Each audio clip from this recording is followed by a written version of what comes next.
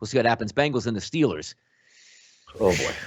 Big Ben, not good, washed and injured. Wide receiver down here for the Bears, a starting wide receiver. The defense seems like everybody has a groin injury, as Kyle would say. There are jokes for that. But you're getting it. Now, here's my issue. Did anybody – is it because I lost last week on Cincinnati's team total, which they made a hell of a comeback to try to make it close in the fourth quarter and almost had a chance to tie it up.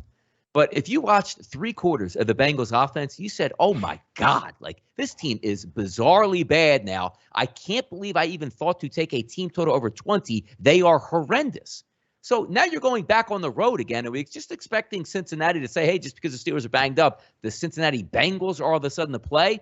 It is a crazy game because we had those 4.5s and 5s out there. Now it's down to 3. So theoretically, you would think the value now would come back on the Steelers. But as I look at this game, I don't want any part of Big Ben because you know what's going to happen here.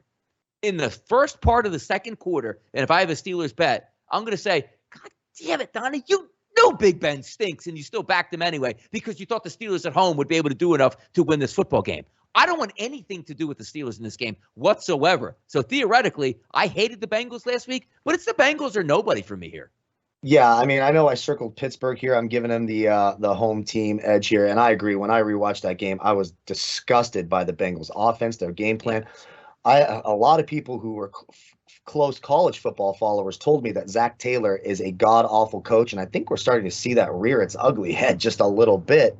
There are some young weapons out here. The problem is that Steelers secondary is very good, so you're not going to have I know Ruggs got loose a few times last week without Joe Hayden there.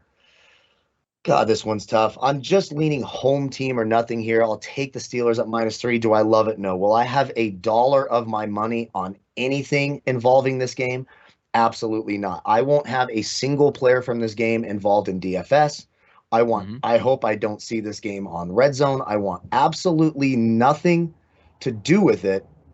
But since we take a side for each game, I will lean the Steelers here.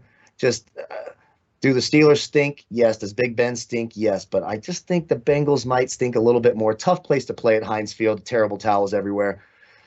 So give me the home team. I don't love it. I'll take it. Now, one thing that's the 43 and a half, that's awfully low, right? Like these teams should be able to get there. So maybe if you want to bet this game, take the over 43 and see what happens there. But basically either side you bet on this game, any team total you bet on this game, any total you bet on this game, you're nervous going into it. You don't feel great about it.